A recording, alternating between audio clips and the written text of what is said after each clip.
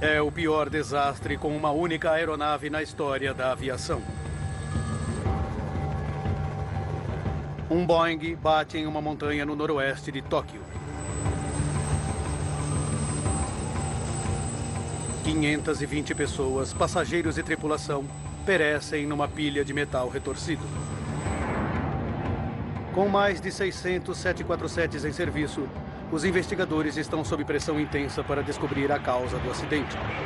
Se eles não conseguirem obter respostas rapidamente, isso pode acontecer de novo. Desastres não acontecem simplesmente. Eles são provocados por uma cadeia de eventos decisivos. Vamos desvendar as decisões fatais daqueles últimos segundos, pouco antes do desastre.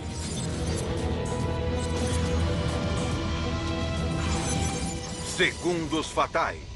Queda incontrolável no Japão. Japão. Aeroporto de Haneda, Tóquio. 12 de agosto de 1985. 6 horas da tarde. O voo 123 da Japan Airlines se prepara para a decolagem. Seu destino, a cidade de Osaka, a 400 quilômetros dali. No comando está o primeiro oficial, Yutaka Sasaki. Observando seus movimentos está Masami Takahama, um dos comandantes mais experientes da Japan Airlines.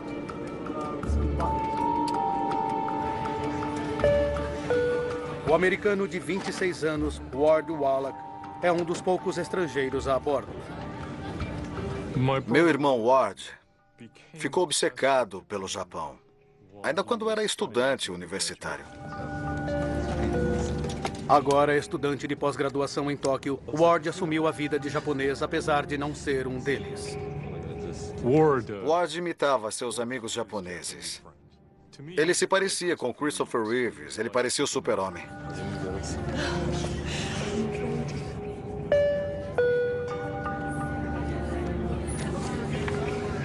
O ator e cantor japonês Kyu Sakamoto também está a bordo. Acho que era o sorriso do meu marido, Kyu Sakamoto, que mais chamava a atenção de todo mundo. Ele mantinha um grande sorriso quando se apresentava na TV. E era assim também em casa. Ele adorava sua família. Ele era gentil e sempre se preocupava com a família.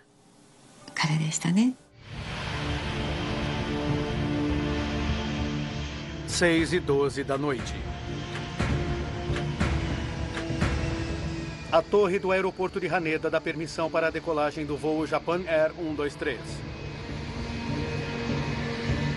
As condições meteorológicas são boas. A tripulação espera que seja um voo de rotina curto. O Boeing 747 começa a subir para a sua altitude de cruzeiro a 7.300 metros.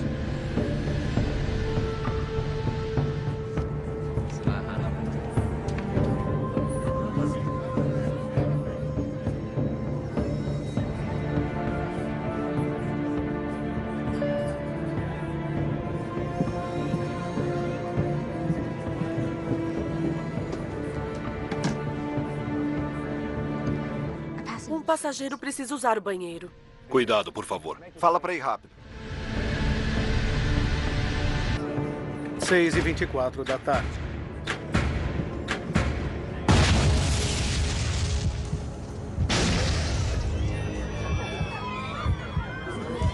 Duas explosões sacodem o avião. Alguma coisa explodiu. Cheque as engrenagens. Os controles de voo da aeronave não respondem.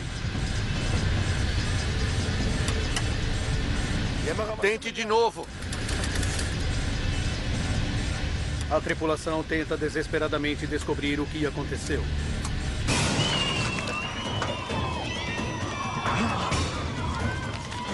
A pressão da cabine cai.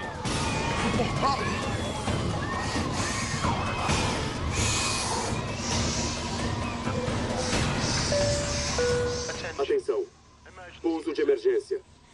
Ponham as máscaras sobre o rosto. Apertem os cintos de segurança. Este é um pouso de emergência. Este é um pouso de emergência. O voo da Japan Airlines 123 está fora de controle.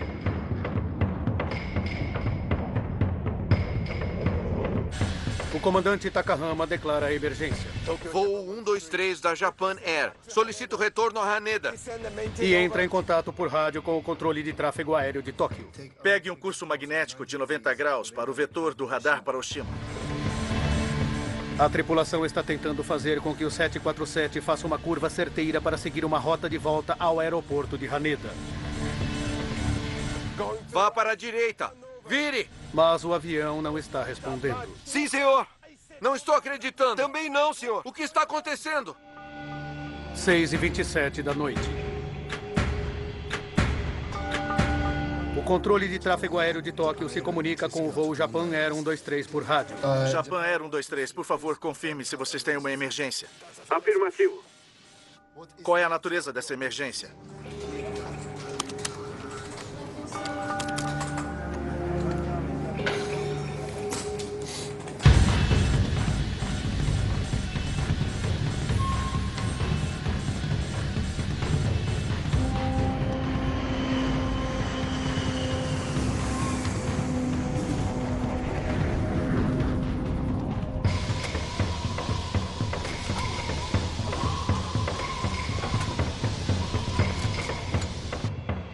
Seis e 28 da noite. Voo da Japan Air 123, destino de voo 090, vetor de radar para Oshima. Parece que o avião está se afastando do aeroporto Haneda, em Tóquio. Voo Japan Air 123 descontrolado.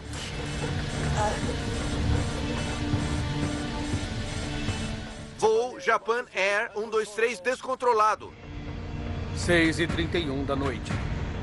O controle de Tóquio sugere que eles sigam para o aeroporto de Nagoya, a 133 quilômetros dali. Sua posição é de 115 quilômetros de Nagoya. Conseguem pousar em Nagoya? Não, negativo. Solicito retorno a Haneda. A tripulação quer assumir o trecho mais longo e voltar para o aeroporto Haneda, em Tóquio. 6h33 da noite. A aeronave ainda está acima dos 6.000 metros. Os passageiros têm dificuldade para respirar.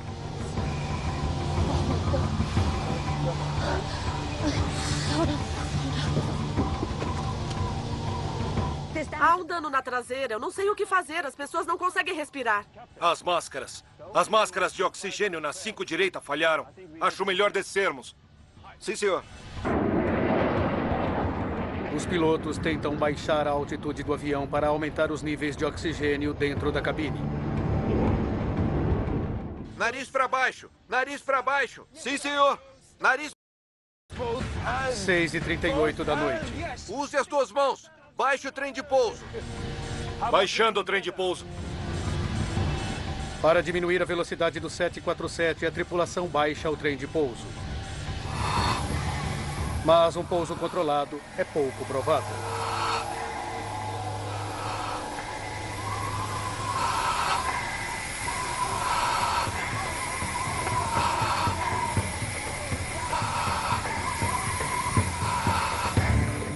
O tráfego aéreo de Tóquio segue o avião pelo radar.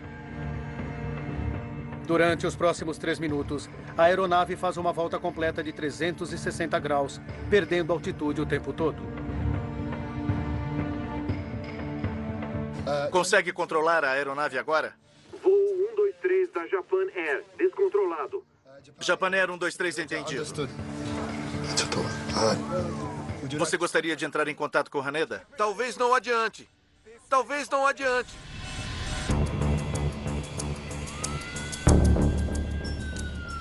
Numa base militar americana em Yokota, equipes de emergência estão a postos. Japan Air 123. Japan Air 123. Yokota a postos. Se estiver me ouvindo, opte por 5423. O equipamento está baixado? Trem de pouso baixado.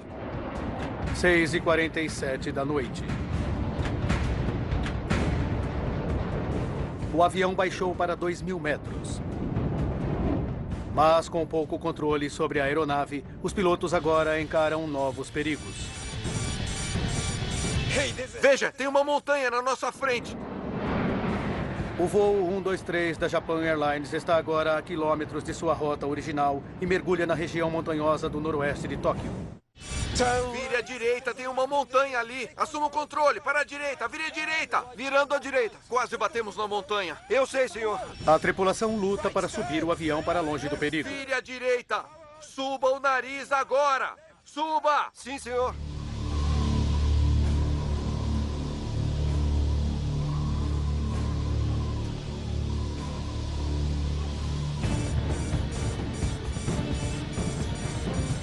Ponha mais potência à esquerda. Potência máxima. Potência máxima. 6h53 da noite. Os pilotos lutam para colocar o avião a 4.000 metros. Mas eles ainda estão a 65 quilômetros a noroeste do aeroporto de Tóquio. Ao controle de tráfego, só resta observar. Estamos preparados para sua aproximação a qualquer momento. Estou coordenado com o Yokota. Yokota também está disponível para pouso. Pare de pairar agora! Pare de pairar! Flap para cima! O avião se lança à frente e começa um mergulho descontrolado. Nariz para cima! Para cima! Nariz para cima! É o fim. Essa não!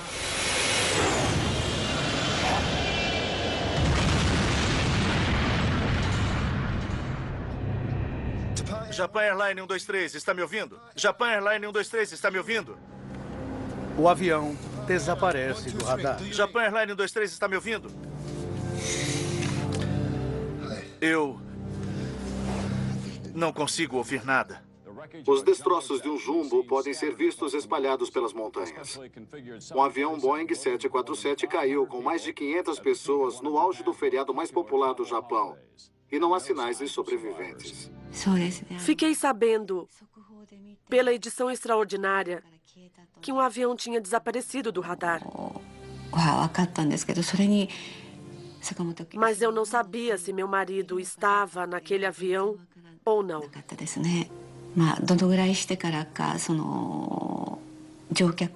Eu não me lembro quanto tempo tinha passado quando eles conseguiram ler a lista de passageiros. Quando conseguiram publicar na televisão. Quando eu ouvi a lista, logo soube que ele estava naquele voo. Sinceramente, como vou descrever? Fiquei horrorizada.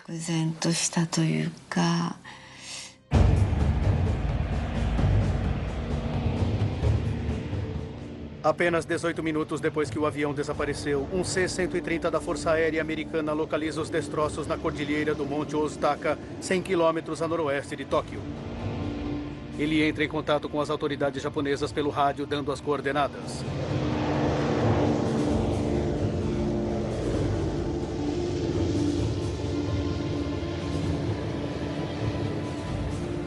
Os Estados Unidos oferecem assistência militar. Os japoneses decidem trabalhar sozinhos e põem para funcionar sua própria missão de resgate. Então, as forças de defesa japonesas assumem. Yoshihisa Masuda está lotado na base militar na província de Chiba, perto de onde o avião caiu. Foi logo depois que eu voltei ao quartel-general, depois de minhas férias de verão. A base estava alvoroçada. Eu perguntei a um colega o que estava acontecendo. E então me disseram que o paradeiro do voo da Japan Air era desconhecido.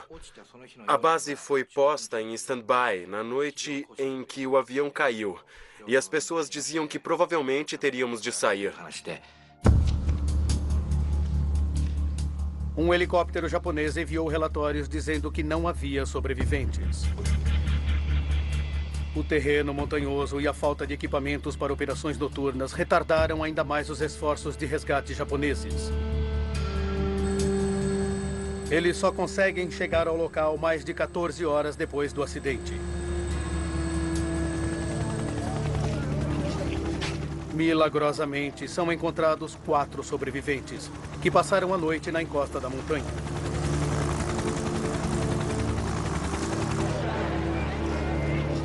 Mas 520 pessoas estão mortas, incluindo Kyu Sakamoto e Ward Wallach. Acho que quando fiquei sabendo que ele estava no avião, tive uma sensação de irrealidade. É que o Ward era cheio de vida, ele era jovem, e aquilo não deveria ter acontecido daquela maneira. Foi irreal.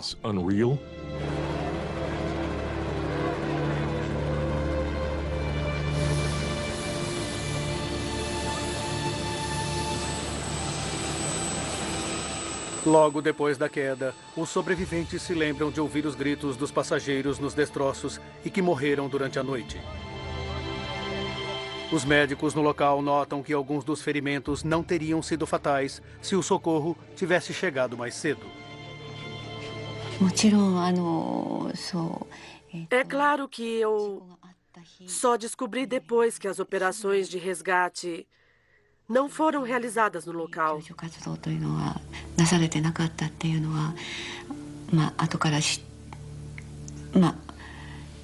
Mas eles deveriam ter ido até lá imediatamente. Por quê? Eles demoraram tanto.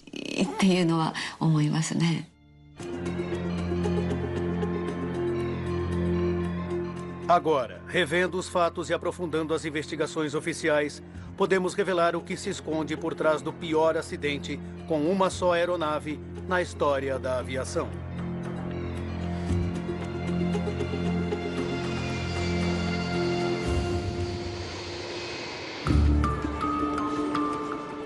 O Comitê Japonês de Investigação do Acidente do Avião é responsável pela investigação da queda.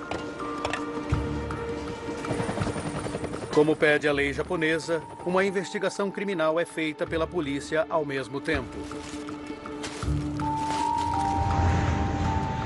Nos Estados Unidos, o fabricante do Boeing 747 é avisado do desastre no Japão.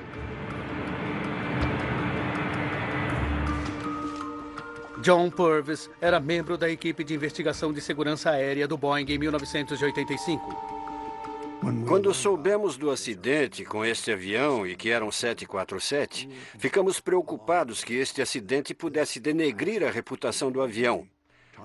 Porque, na época, ele era o maior avião comercial em uso. Com as vidas de milhões de passageiros de 747s em risco, o Comitê de Segurança nos Transportes Nacionais dos Estados Unidos, ou NTSB, quer respostas para os motivos pelos quais um avião construído nos Estados Unidos se acidentou. O representante do NTSB, Ron Schlid, é designado para a investigação.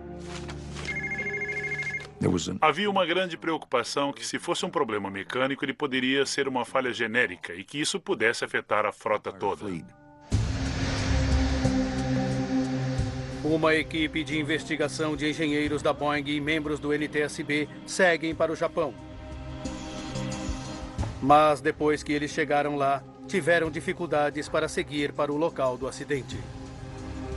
Quando chegamos ao hotel em Tóquio e nos encontramos com os japoneses, ficou claro que havia problemas para se conseguir acesso às informações que eram conhecidas e também ao local do acidente posteriormente. Quanto ao fabricante do avião, a Boeing tem um acordo firmado internacionalmente que os permite investigar o local do acidente para ter certeza de que todos os outros 747s estão em condições de voo. Entretanto, uma vez que esse voo, o Japan Air 123, era um voo doméstico, as regras internacionais não se aplicavam em 1985. Desta forma, Nós não tínhamos um direito automático de chegar lá. Nós tínhamos de pedir permissão para viajar e trabalhar com os japoneses. Enquanto os americanos esperam pela permissão da polícia para ter acesso ao local da queda, os investigadores japoneses do acidente partilham com eles as gravações de voz da cabine do piloto do voo Japan Air 123. Alguma coisa explodiu. Nós conseguimos ouvir uma explosão no gravador de voz. Na verdade, foram duas explosões bem fortes, uma depois da outra. É o fim.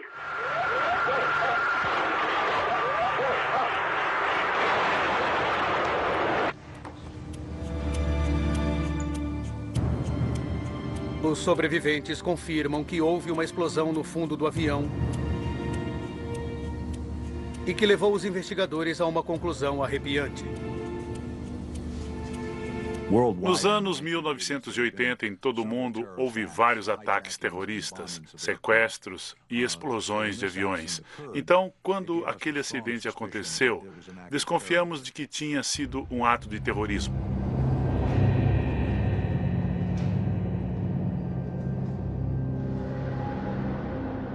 Nós ficamos muito desconfiados de que aquilo tinha sido uma bomba. Mais provas da detonação provável de uma bomba surgem na Baía Sagami, a 153 quilômetros ao sul do local do acidente.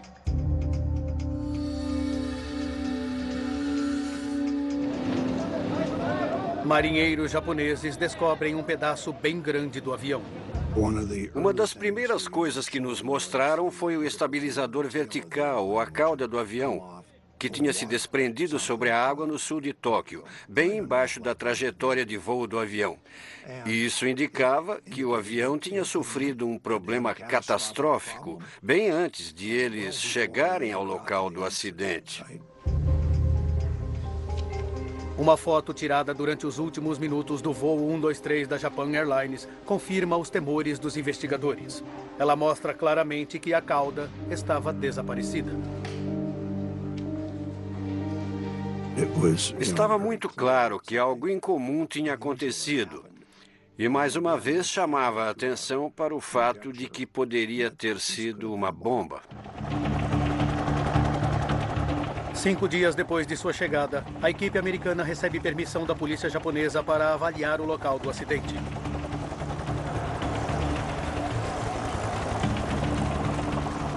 Helipontos improvisados permitem que helicópteros agora consigam pousar na cordilheira do Monte Ozutaka, ao norte do Monte Fuji. O céu estava caótico, helicópteros indo e vindo sem parar.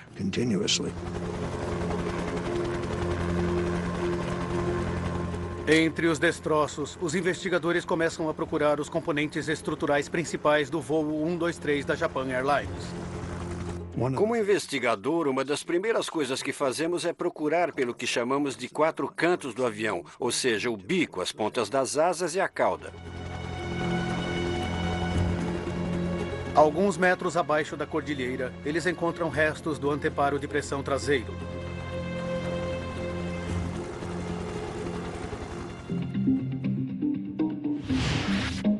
Esta estrutura circular é feita com uma série de placas de metal sobrepostas presas juntas. Instalado entre a cabine e a parte da cauda, ele é projetado para evitar que o ar escape da cabine pressurizada por trás da aeronave. Quando vimos o anteparo, é claro que ele estava retorcido e muito danificado e quebrado em vários pedaços, 6, 8, 10 pedaços grandes e alguns pequenos. E as peças tinham uma forma meio triangular, e elas iam do centro do anteparo para a borda, algo parecido com um pedaço de guarda-chuva. Os investigadores estudam o anteparo de pressão traseira em busca dos sinais de danos por bombas. Uma bomba deixa uma marca bastante característica no metal quando ela explode. Ela tem muita força. É mais força do que é possível gerar em um acidente real de uma aeronave. Mas a maior parte dos destroços do anteparo exibe danos consistentes com um impacto em alta velocidade. Uma das observações genéricas sobre quando o metal é rasgado é que ele deixa uma forma dentada na ruptura. Ele foi rasgado. Nós vimos provas disso na parte traseira da aeronave e na maior parte dos destroços do anteparo de pressão. Com certeza, aquilo não foi provocado por uma bomba. Analisando com mais atenção, eles descobrem um dano incomum. Havia uma parte do anteparo que exibia uma característica curiosa, diferente do resto dos destroços do anteparo. Em uma área, duas partes tinham se separado em linha reta, comparada ao resto do anteparo, que tinha ficado retorcido e rasgado com a sobrecarga. Elas tinham se separado ou falhado de maneira diferente, e eu queria saber por quê. A equipe quer analisar o anteparo em seu laboratório, mas a polícia não lhe dá permissão, uma vez que ainda existe uma investigação em andamento que quer determinar se um ato criminoso foi o responsável pelo acidente. No Japão, uma investigação criminal tem prioridade sobre uma investigação de segurança. Isso causou uma dificuldade para a equipe ter acesso ao local, ter acesso a outros dados, incluindo os destroços que caíram do avião. Isso complicou e atrasou parte da investigação de segurança porque os investigadores criminais estavam trabalhando. A equipe criou uma maneira engenhosa de resolver o problema. A Boeing teve a ideia de fazer réplicas das superfícies quebradas. Basicamente uma fita adesiva que eles colocavam na parte quebrada. E isso não danificava a superfície avariada.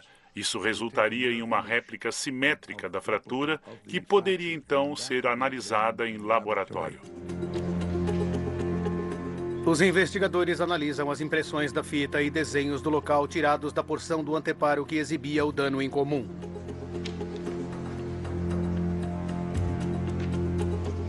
Parece que uma placa do anteparo foi cortada fora junto com uma fileira de rebites que prendiam a sua vizinha. Aquele metal foi rompido através daqueles furos.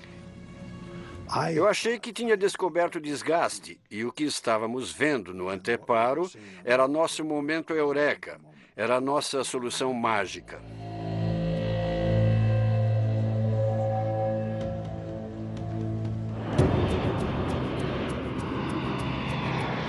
Tendo detectado os sinais indicadores do desgaste do metal, os investigadores agora precisam saber o que provocou aquilo. Eles também precisam descobrir se aquele é um incidente isolado ou um problema que pode fazer com que todos os mais de 600 747s sejam mantidos em terra para consertos ao mesmo tempo. Os investigadores analisam o histórico do avião. Nele, eles descobrem que aquele avião em especial tinha se envolvido em um acidente diferente. Eles descobrem que em 1978, no aeroporto de Osaka, o avião pousou com o bico muito levantado. A cauda bateu no chão e foi raspando ao longo da pista.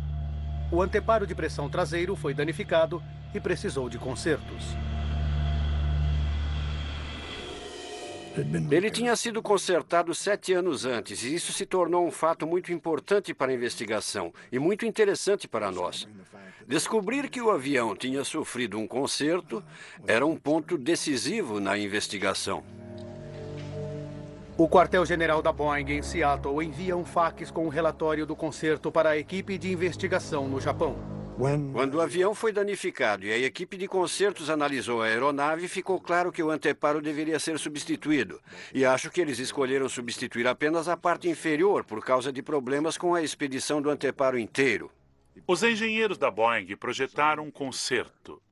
Eles fizeram um desenho com instruções escritas sobre como montar o anteparo. O projeto de reparação de 1978 demonstra como os engenheiros devem prender a nova parte inferior do anteparo à parte superior já existente. Para manter as duas partes unidas, elas são presas com uma placa de emenda presa com 3 fileiras de rebites.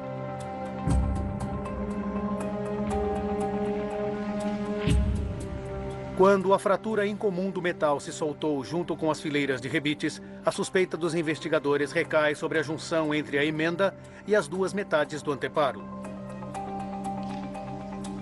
A equipe calcula o que poderia ter acontecido se menos rebites do que o necessário tivessem sido usados durante o concerto. Uma das possibilidades que consideramos durante as discussões foi se o conserto do anteparo tinha sido feito de maneira apropriada. Um dos membros da equipe fez um cálculo matemático para saber se aquilo poderia acontecer, e ele determinou que o anteparo falharia depois de cerca de 11 mil ciclos. Extraordinariamente, o avião tinha realizado 12.319 ciclos de decolagens e pousos desde o concerto, bem próximo ao número previsto. É um momento de avanços na descoberta. Um anteparo que foi reparado de maneira defeituosa poderia estar por trás do acidente mais fatal do mundo com uma única aeronave. Os investigadores agora precisam de provas materiais para respaldar sua teoria. A polícia japonesa, mais uma vez, concede acesso ao local da queda para que a equipe consiga examinar os destroços mais detalhadamente. Então, nós fomos direto à área do anteparo de pressão, que tinha o que eu considerava uma fratura com formato bem curioso. Nós descobrimos que o conserto não tinha sido feito como planejado. Durante o processo, havia um pedaço onde eles tinham de colocar uma placa de emenda, e ela tinha sido posta de maneira errada. Os investigadores descobrem que a placa de emenda tinha o tamanho errado. Parece que, para conseguir encaixá-la, os engenheiros se desviaram do projeto de conserto. Na verdade, a placa de emenda tinha sido cortada em duas partes. A parte mais estreita estava fixada com uma única fileira de rebites. A parte mais larga estava fixada com uma fileira dupla. Aquilo significava que aquela parte da emenda tinha basicamente 70% da resistência do que ela deveria ter. Por causa do conserto defeituoso, apenas uma fileira de rebites recebe a maior parte da força durante cada ciclo de pressão na decolagem e pouso. Durante cada ciclo, o anteparo se estica e se encolhe como a borracha de um balão de ar. Pequenas fissuras surgem e vão crescendo ao redor do local onde os rebites furaram o metal. Cerca de 12 mil ciclos depois do concerto, a placa da emenda se partiu. O ar com alta pressão da cabine irrompe pelo furo, enfraquecendo o anteparo e fazendo com que ele falhe explosivamente. Esta avaria é ouvida na forma da primeira explosão, quando o ar em alta pressão da cabine de passageiros irrompe através do anteparo. Para a direita, agora! Agora! Os investigadores agora querem saber a razão da segunda explosão. Seguindo os destroços encontrados na Baía Sagami, eles sabem que o voo 123 da Japan Airlines perdeu seu estabilizador vertical na cauda 12 minutos depois da decolagem. Revisando as gravações de bordo, eles percebem que isso acontece ao mesmo tempo em que duas explosões são ouvidas, levando a equipe a uma conclusão surpreendente.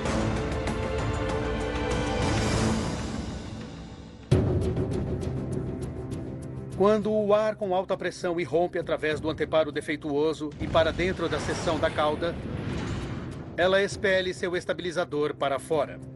Durante o projeto do 747, nós não previmos a expulsão do estabilizador vertical da cauda ou a explosão do anteparo de pressão. Isso simplesmente não era algo que imaginássemos que fosse acontecer.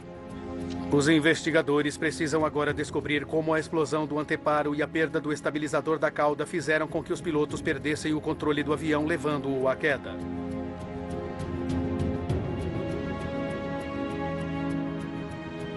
O controle de tráfego aéreo capturou o voo 123 da Japan Airlines, seguindo para o meio da Cordilheira Kanto, distante do aeroporto Haneda, em Tóquio, e registrou a perda e o ganho de altitude do avião por diversas vezes.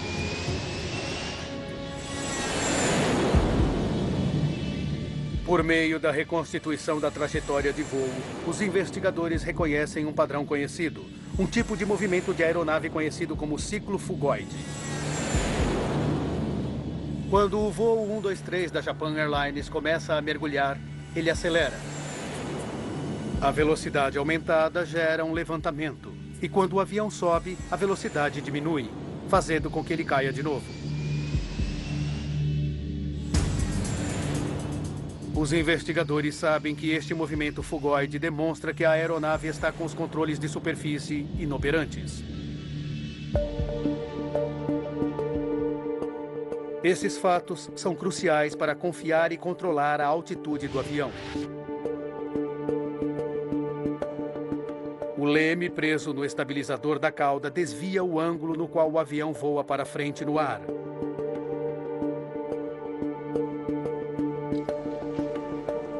Só a perda do leme não levaria ao movimento fugoide. Mas um dano maior no sistema hidráulico do avião levaria. Em aviões grandes e modernos, todos os controles são movidos por pressão hidráulica. Não há como o piloto ter força suficiente para mover os controles de voo através de cabos e roldanas, como nos velhos tempos. Assim, sistemas hidráulicos movem os controles de voo.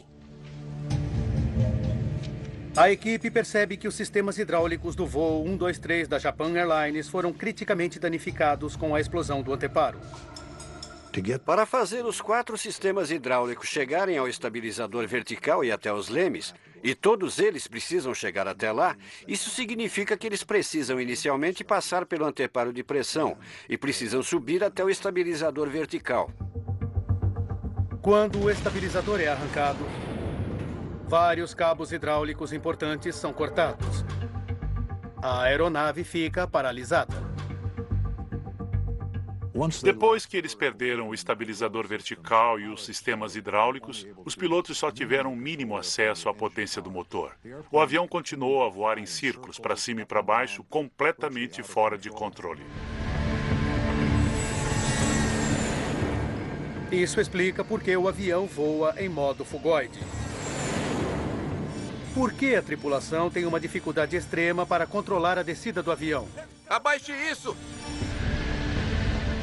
E por que eles não conseguem retornar ao aeroporto de Haneda mergulhando na Cordilheira Kanto?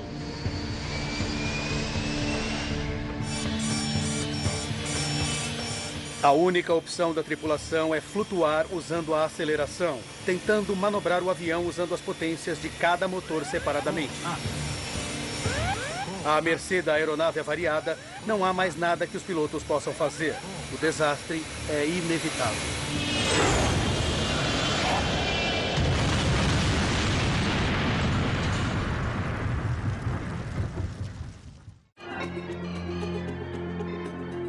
Depois de aprofundarmos a investigação, agora poderemos revelar os eventos que causaram o acidente aéreo mais mortífero com apenas um avião na história da aviação.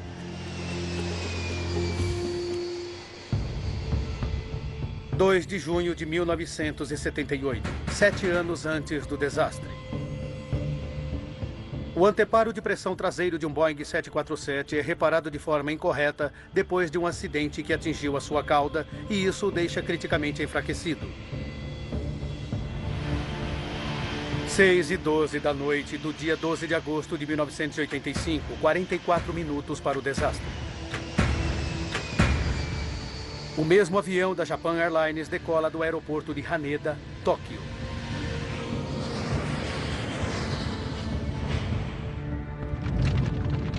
Assim que a cabine é pressurizada, pequenas fissuras no anteparo consertado começam a aumentar. –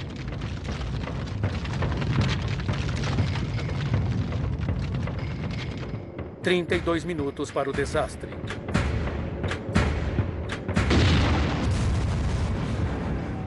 O anteparo explode.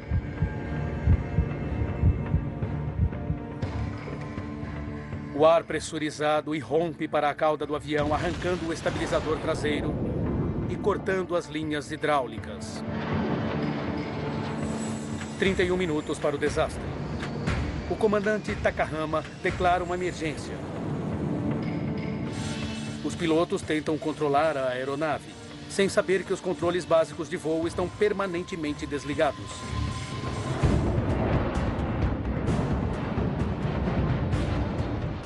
O avião sobe e desce. Os pilotos lutam para manobrar apenas com o impulso dos motores. 8 minutos para o desastre. Nariz para baixo. Os pilotos descem o avião para 2.000 metros. Nariz para baixo. Nariz para baixo. Mas agora ele está no meio da Cordilheira Canto. Pare de pairar agora. Pare de pairar. Pare de pairar agora. Pare de pairar. Segundos para o desastre. Nariz para cima. É o fim.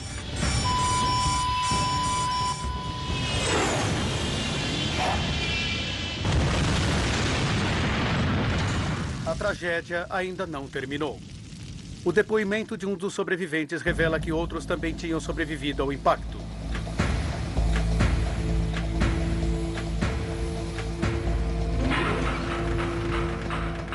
24 minutos depois do desastre.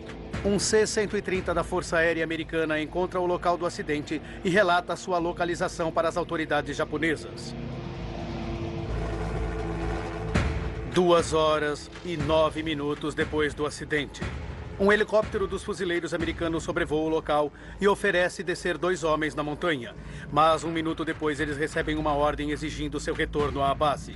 14 horas depois do desastre. As primeiras equipes de resgate japonesas chegam a pé ao local do acidente na montanha. Quantos passageiros poderiam ter sobrevivido se as forças americanas tivessem recebido permissão para pousar, torna-se a questão principal dos parentes consternados. Até hoje, não há uma definição clara sobre quem recusou a ajuda americana. Ninguém das forças de defesa japonesas assume a ordem de manter a tripulação americana em terra. Mas, como resultado do desastre e queda consequente, as forças de defesa japonesas compraram helicópteros e equipamentos projetados para operações à noite em terrenos montanhosos. O desastre também deu origem a profundas ramificações na indústria aérea japonesa. O presidente da Japan Airlines, Yasumoto Tagaki, demitiu-se logo depois do acidente aéreo. Um gerente de manutenção cometeu suicídio. Um preço terrível foi pago e agora as lições precisam ser aprendidas. Uma das coisas que surgiram com a investigação é que o acidente poderia ter sido evitado. Se o trabalho de engenharia no concerto de 7 anos antes tivesse sido um pouco mais detalhado e feito com mais cuidado, o acidente não teria acontecido. A Boeing confirmou que um conserto incorreto provocou a falha no anteparo do voo 123 da Japan Airlines. A companhia modificou seus procedimentos. Assim, consertos significativos são examinados minuciosamente antes de sua realização e depois analisado por outro par de olhos. Checagens regulares são feitas para detectar qualquer sinal de desgaste de metal. Para reduzir a vulnerabilidade da parte hidráulica dos 747s, uma válvula foi adicionada à linha que controla 2 dos elevadores do avião e o leme inferior. Se a linha for cortada, ainda será possível algum tipo de controle. Acho que este acidente ensinou muitas lições à indústria da aviação. Coisas sobre os projetos e manutenção dos aviões. Foi realmente um passo importante para a melhoria da segurança na aviação mundial. A Japan Airlines não admitiu sua culpa no acidente, mas se ofereceu para pagar as indenizações. 90% dos parentes das vítimas fizeram acordo com a companhia sem ir a juízo. Mas nem as indenizações, nem as melhorias na segurança ofereceram muito conforto aos parentes consternados. Acho que havia uma sensação entre todas as vítimas, com certeza na minha família, de que aquilo estava errado e que o que aconteceu poderia ter sido evitado. Aquilo não precisava ter acontecido. Versão Marshmallow São Paulo.